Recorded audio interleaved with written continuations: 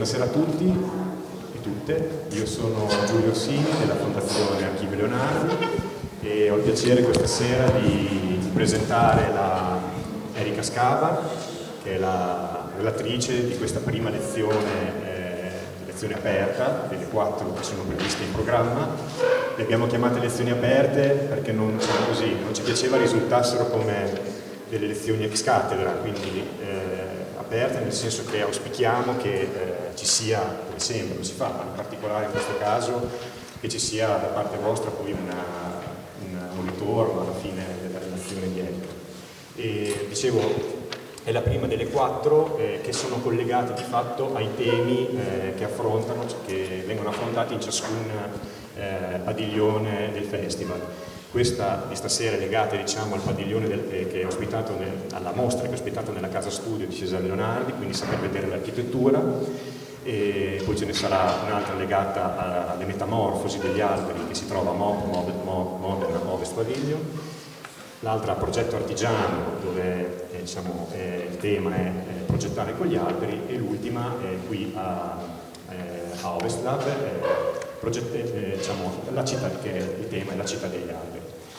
E dicevo, sono molto felice di presentare Erika Scava, che è architetto paesaggista e che ha un'esperienza internazionale in questo ambito, ha lavorato con importanti studi quali quello di Renzo Piano e di Richard Rogers, quindi ed è specializzata in opere pubbliche su vasta scala. Il suo approccio è fortemente interdisciplinare, mirando a tutti gli aspetti della progettazione del paesaggio, con particolare attenzione alla manutenzione delle infrastrutture verdi, al ripristino delle aree degradate e all'integrazione dei servizi ecosistemici nella gestione del territorio. Unisce la teoria alla pratica, lavorando in prima persona con piante, vivai e materiali naturali, sperimentando tecniche di progettazione sul campo. E devo dire che pensando a questa introduzione, leggendo questo aspetto del suo profilo, del suo curriculum, ho pensato che questo modo di fare il suo lavoro la avvicina molto alla modalità di lavorare di Cesare Leonardi, che amava fare con le sue mani, era un fare artigiano, quindi amava realizzare i suoi progetti in prima persona, farli con le sue mani. I solidi, le sedie che vedete qui intorno, e sgabelli che vedete qui intorno erano di fatto realizzati da lui stesso e dai suoi collaboratori nella falegnameria dei suoi studi. Così come sviluppava e stampava le sue fotografie. Quindi questo modo di mettere in pratica ciò che direttamente in prima persona, ciò che si progetta, è una forma di conoscenza e anche una forma di approfondimento molto importante.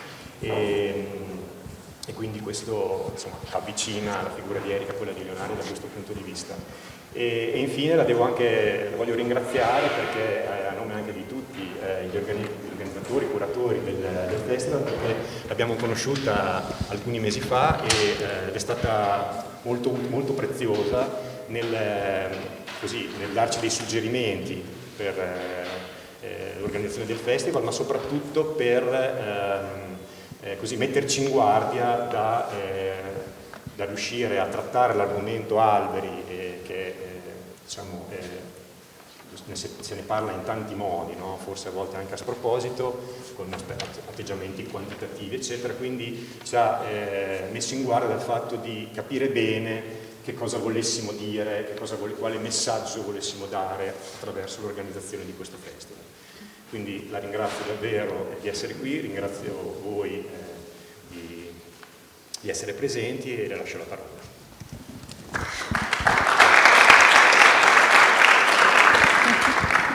Buonasera, ringrazio chiaramente Giulio e tutto il gruppo per avermi invitato. Oggi parliamo di paesaggio e di salute. Ecco, userò delle immagini semplicemente come sfondo, mentre parlerò un po' a ruota libera. Allora, ecco, paesaggio e salute, in che rapporto sono queste due cose così importanti, perché se la nostra salute è influenzata dal paesaggio, allora significa che il paesaggio non è semplicemente una parte del patrimonio o un luogo da preservare per il piacere estetico che ci offre. Possiamo oggi iniziare a ragionare in maniera un po' più complessa? Possiamo oggi iniziare a ragionare in termini di diritto al paesaggio, come di qualche cosa che è in maniera intrinseca legato alla nostra salute.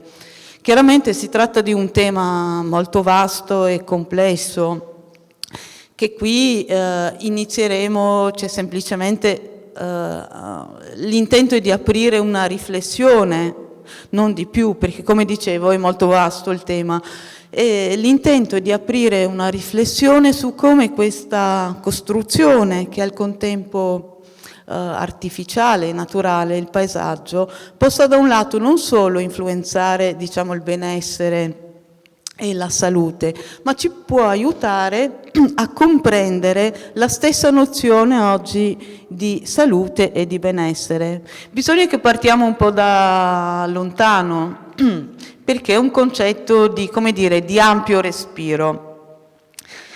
Questa disciplina, la disciplina del paesaggio, che si insegna anche ad architettura, nella sua diciamo percezione più pervasiva si innesta in diverse politiche pubbliche e di governo del territorio, a partire per esempio dall'agricoltura, e qui intendo, diciamo, nel senso più ampio, considerando, diciamo, le problematiche legate al suolo, all'acqua, fino alla logistica, ai trasporti. Penso al rapporto che c'è nel territorio tra paesaggio e rete infrastrutturale.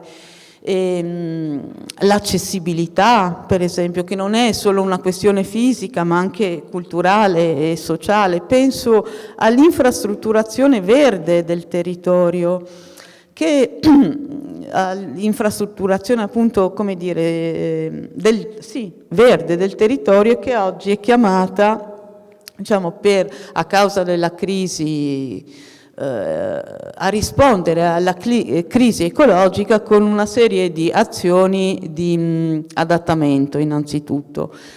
E penso al paesaggio quando penso ovviamente anche alle città, alle grandi città, all'espansione delle popolazioni, alle trasformazioni che questa crescita enorme di popolazioni, quello che implica sul territorio, in quanto, diciamo, è vero che le nostre città, con nostre intendo globalmente, coprono semplicemente il 4% di quello che è la superficie terrestre, ma hanno un impatto che va molto al di là di quello che sono i confini amministrativi e il cui, come dire, metabolismo non abbiamo compreso ancora del tutto.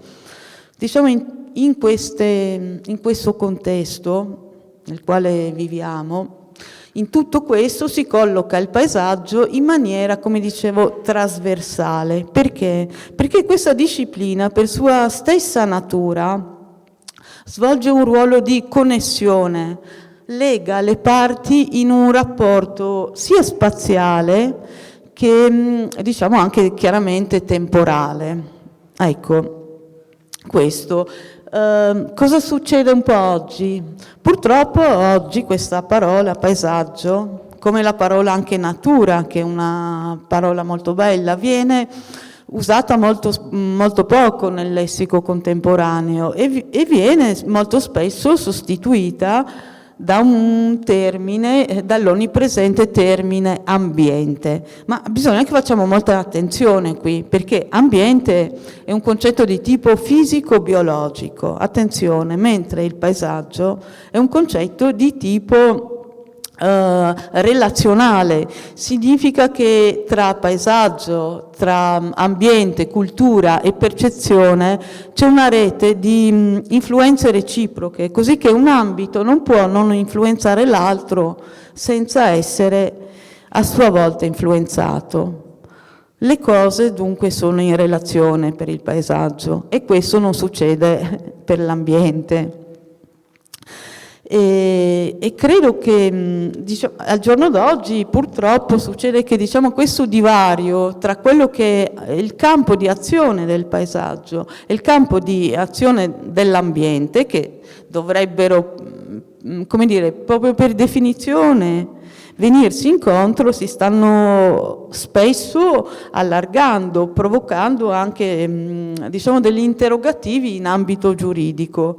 Però insomma qui scendiamo troppo nel tecnico. Comunque diciamo il paesaggio è qualcosa che in Italia è veramente molto importante, no? C'è questo intreccio tra natura e cultura che permea un po' tutta la penisola italiana, con dei significati e dei valori molto profondi.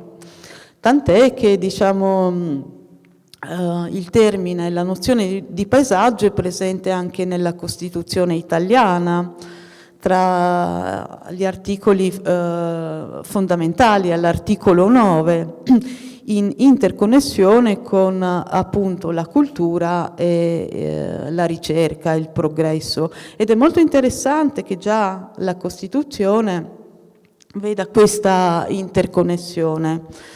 Oggi direi che questa interconnessione assume un significato ancora diverso. Per esempio, secondo l'Organizzazione Mondiale della Sanità, oggi una delle questioni, delle sfide più importanti che l'umanità è chiamata ad affrontare riguarda appunto l'impatto della crisi climatica sulla salute pubblica. Ecco, quindi diciamo sono dei concetti molto vicini. Per chiudere diciamo, questa premessa vorrei richiamare qui la figura di un'antica divinità romana, la Dea Salus.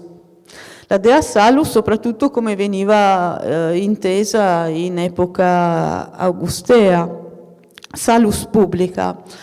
Il termine salus indica uno stato di salute, sano in quanto salvo in quanto integro. Cosa significa? Significa che diciamo, la salute pubblica, la salus sussiste nel momento che riguarda sì il corpo diciamo, dell'intera società, ma anche l'insieme degli elementi dei singoli cittadini, quindi la civiltà. Significa che accanto diciamo, a questa parte, come dire, tradizionalmente culturale della civiltà va associata anche la parte naturale che è data appunto dall'aria pulita, dall'acqua salubre, e tutto questo ci aiuta ad essere sani fisicamente e anche mentalmente. Ora passerei a due cenni molto velocemente su quello che è stata nel corso della storia la relazione tra l'interconnessione tra salute diciamo, e paesaggio, ma molto velocemente, perché diciamo, questo è un collegamento. È un tema che rincorre tutta l'umanità, a partire diciamo, dai templi di Asclepio con le terapie oniriche fino al movimento dei parchi americani. Diciamo, la grande opposizione tra paesaggio naturale e paesaggio urbano si radica nella poesia ellenistica del III secolo a.C., dando, come dire, avvio a una giustaposizione di stili di vita, da una parte quello naturale, all'epoca anche agreste, e dall'altra parte quello, diciamo, commerciale, legato appunto alla città, alla finanza. Adesso diciamo, questo non è lo spazio per costruire, cioè per riprendere tutta la storia di queste interconnessioni. Ciò che conta è un po' capire cosa succede oggi, no? Perché mano a mano nel corso, diciamo, della storia questa giusta posizione tra mondo, diciamo, naturale e stile di vita naturale, stile di vita urbano, questa giustaposizione è andata crescendo grazie soprattutto all'azione, all'incessante azione trasformatrice della scienza e della tecnica. Ma cosa succede oggi? Succede che in qualche modo stiamo riscoprendo un ritorno alla natura che si manifesta in diversi fenomeni. Da un lato, diciamo, questa diffidenza verso la scienza e la tecnica si riflette anche verso un approccio, come dire, un approccio critico verso la salute, che coinvolge spazi dell'esperienza sempre più ampi, attingendo al pensiero magico, a pratiche non invasive, naturali e alternative. Al contempo si allarga oggi anche lo stesso concetto di salute, che non riguarda più semplicemente dei fenomeni patologici, ma diventa diciamo parte anche della vita, entra nel quotidiano, cioè se io non posso permettermi quasi di essere una persona timida, che devo fare subito, cioè devo venire curata, devo fare terapia, eccetera.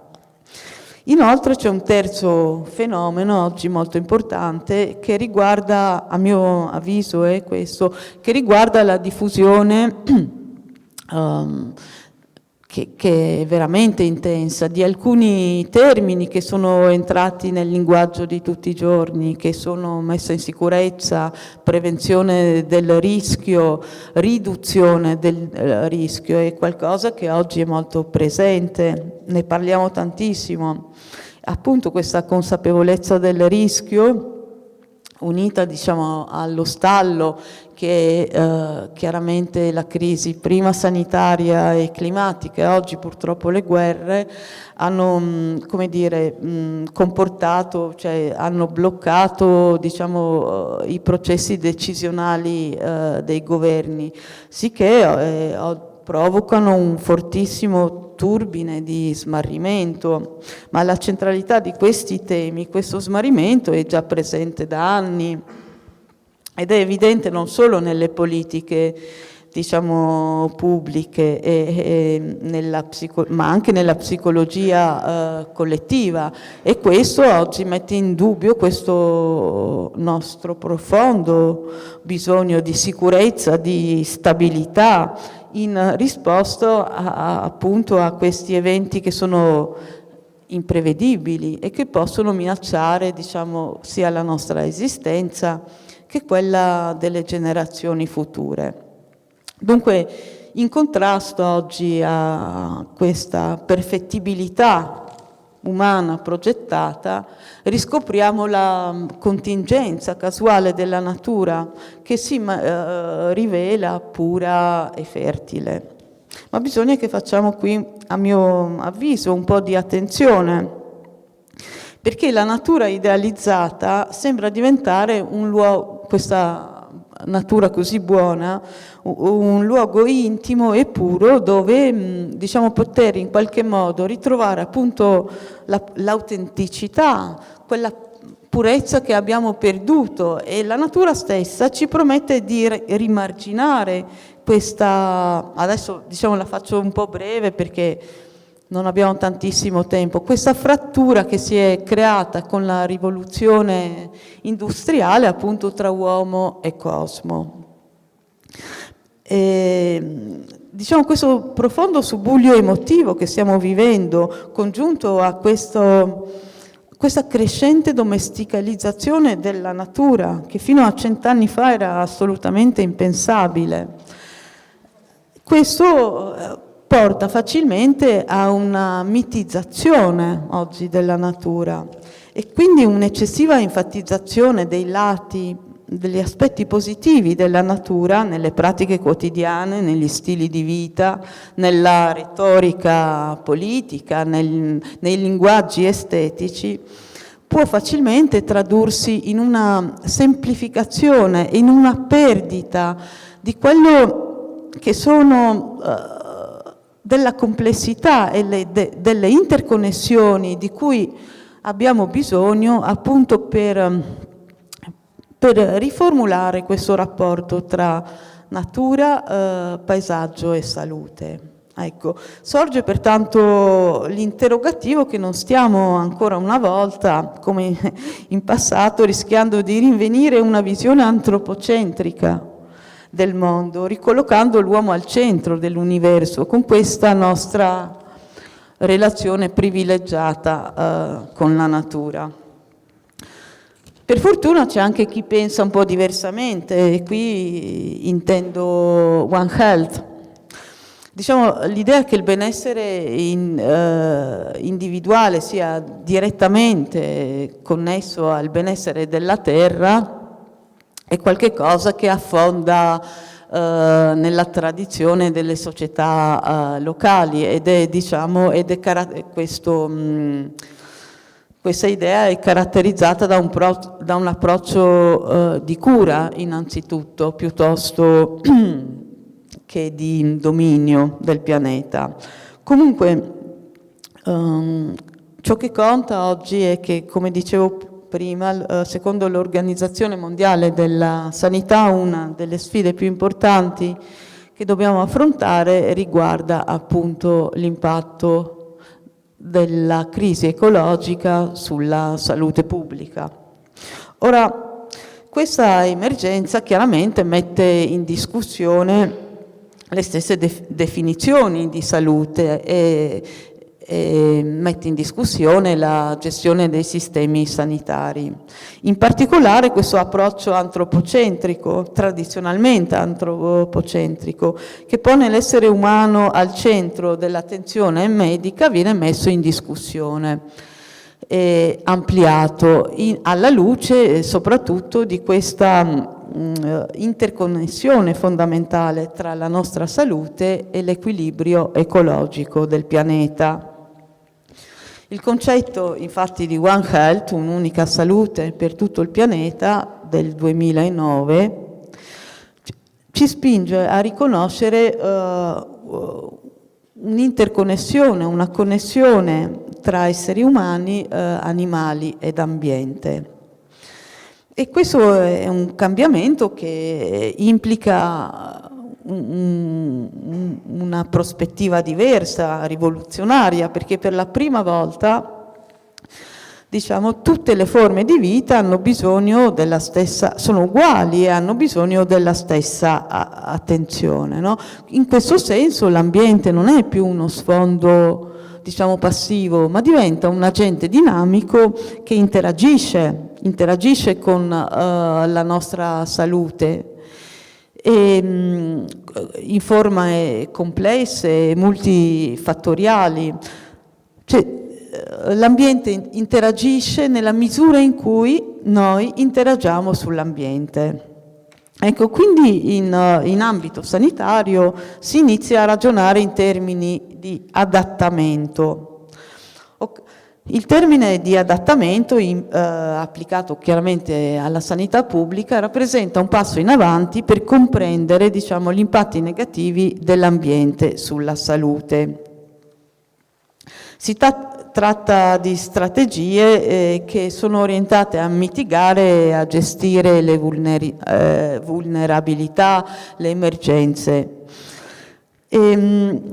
Però è frequente che l'ambiente in tal senso venga sempre, come dire, considerato esclusivamente dal punto di vista negativo, come un fattore avverso, patogeno, al quale la medicina deve rispondere, diciamo, in maniera efficace e rapida.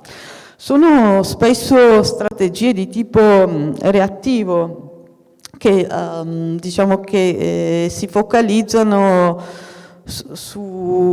sull'evento piuttosto che affrontare direttamente diciamo la prevenzione e comprendere un po' le cause, un po' come con il territorio dove la siccità, le alluvioni sono ancora considerate delle emergenze, mentre sono degli stati di fatto che bisogna studiare a fondo.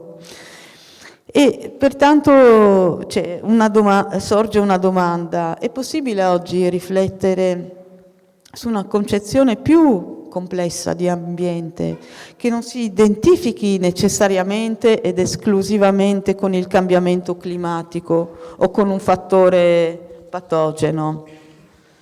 Possiamo quindi considerare anche qui un approccio di tipo relazionale, dove l'interazione tra organismo e ambiente non sia visto solo in termini negativi, ma anche un'opportunità per ampliare le capacità di adattamento e di sopravvivenza di un sistema, no?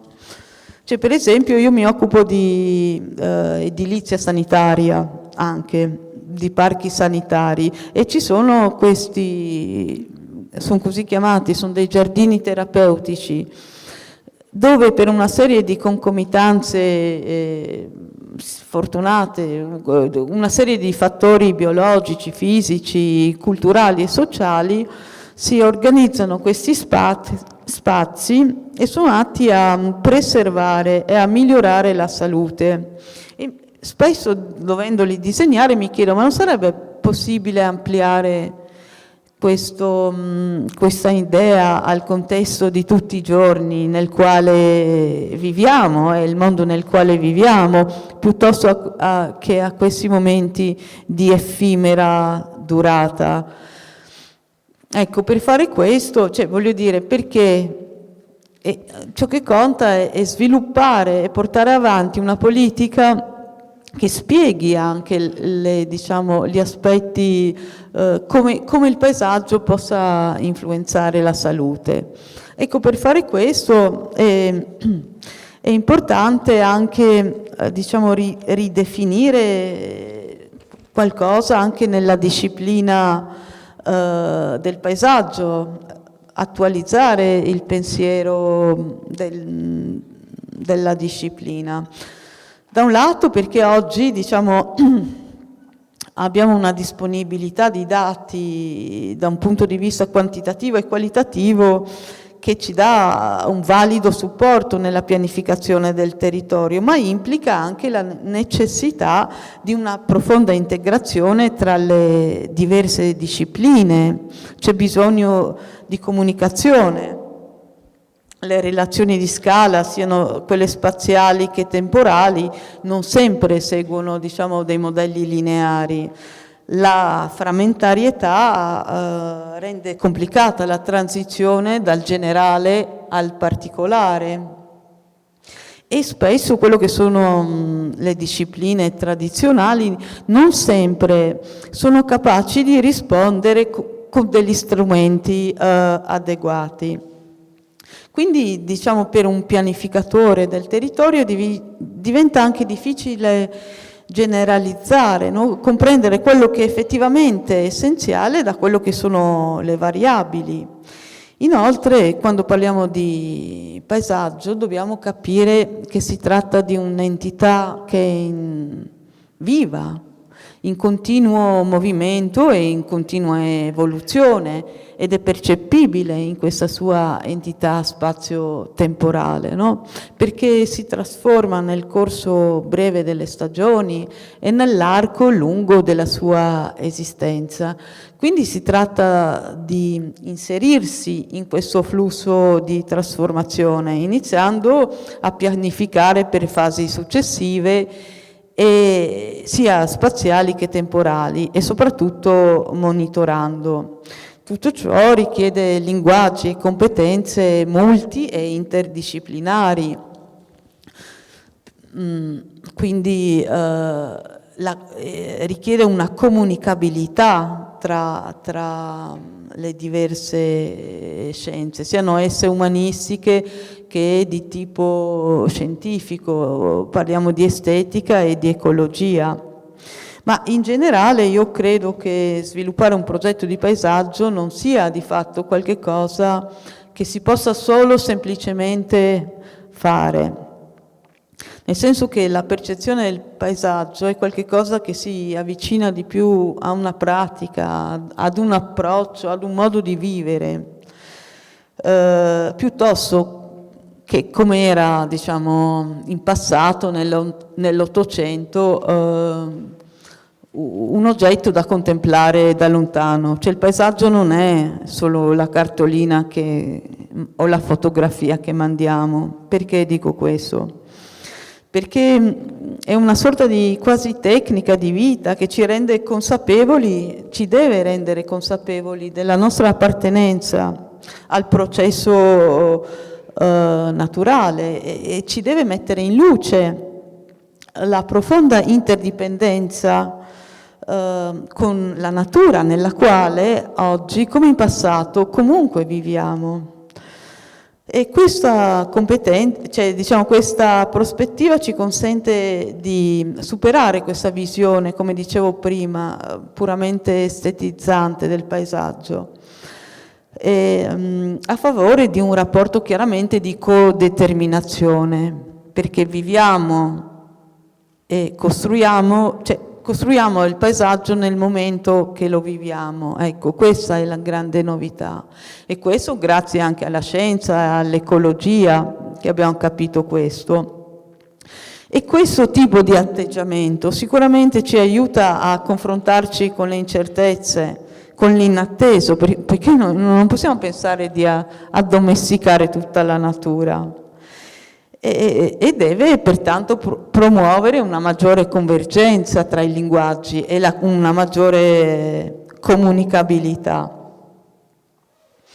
E questo è un approccio, a mio avviso, che ci permette anche di superare questa prospettiva antropocentrica, che tende a favorire modelli diciamo, di organizzazione che ci assomigliano, no? Cioè, modelli verticali, molto sviluppati, testa, cuore e braccia, a favore, soprattutto in periodi di crisi ecologica come il periodo nel quale viviamo, che ci permetta, insomma, adesso abbiamo bisogno di sistemi più robusti, che devono essere necessariamente orizzontali, più orizzontali, dove tutte le parti devono essere cambiabili e chiaramente dobbiamo guardare alla natura, al sistema vegetale. Ecco, quindi l'importante, per concludere qui, direi che è importante che il paesaggio si ritorni a parlare di paesaggio e non solo di ambiente. Innanzitutto, il paesaggio è un processo nel quale tutti noi viviamo e credo che in questa prospettiva, diciamo che chiaramente è più un auspicio che una posizione consolidata, noi non possiamo non parlando di salute, non possiamo non considerare anche il paesaggio.